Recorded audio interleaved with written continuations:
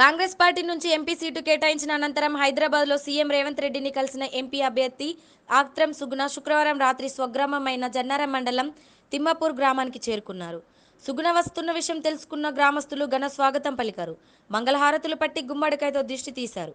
అనంతరం నేరుగా సుగుణమ్మ అమ్మ బూదమ్మ వద్దకు వెళ్లి కాళ్లకు దండం పెట్టి ఆశీర్వాదం తీసుకున్నారు. ఈ క్రమంలో భావోద్వేగానికి గురయ్యారు.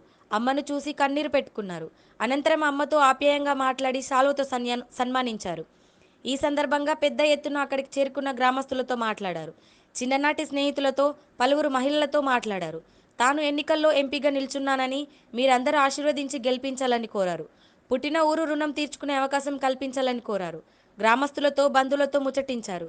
ఈ సందర్భంగా సుగుణ మాట్లాడుతూ తన తల్లి చిన్నప్పటి నుంచి మమ్మల్ని కష్టపడి పెంచారని తెలిపారు. మా చిన్నతనంలోనే తండ్రి చనిపోవడంతో అమ్మనే మమ్మల్ని కష్టపడి కూలి పని చేసి పెంచిందని పేర్కొన్నారు. ఇప్పటికీ అమ్మ సాదా జీవనం గడుపుతుందని పేర్కొన్నారు. అందరూ ఆశీర్వదించాలని కోరారు.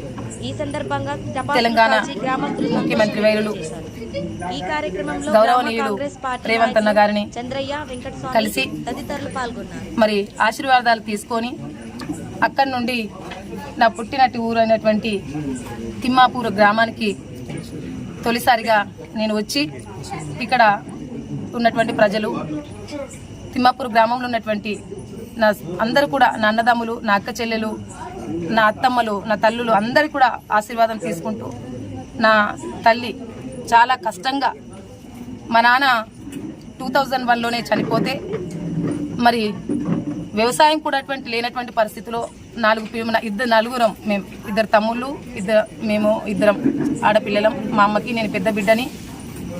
చాలా కష్టపడి పనిచేస్తూ మమ్మల్ని పెంచడం అనేది జరిగింది. మా అమ్మకి మేము ఎప్పుడు రుణపడి ఉంటాం. నన్ను ఈ స్థాయిలో ఉంచిందంటే మా అమ్మ చాలా గొప్పది. ఇప్పటికీ కూడా మా అమ్మ చాలా పిచ్చిదానిలాగా చాలా ఇట్లా ఉంటుంది. మా దగ్గరికి కూడా ఇప్పుడు ఎవరి మీద ఆధారపడకుండా తన సొంతగా నేను బతకాలని అనుకుంటుంది. తన సొంత కాలం మీద నేను ఎప్పుడు నా పని చేసుకుంటూ నేను బతకాలా, ఎవరి మీద ఆధారపడకూడదని అనుకుంటుంది. మమ్మల్ని కూడా అదే విధంగా పెంచింది. ఎవరి మీద ఆధారపడకూడదు బిడ్డ, స్వయంగా కష్టపడి బతకాలి అనేటువంటి విషయాన్ని మాకు నేర్పడం అనేది జరిగింది మా అమ్మ.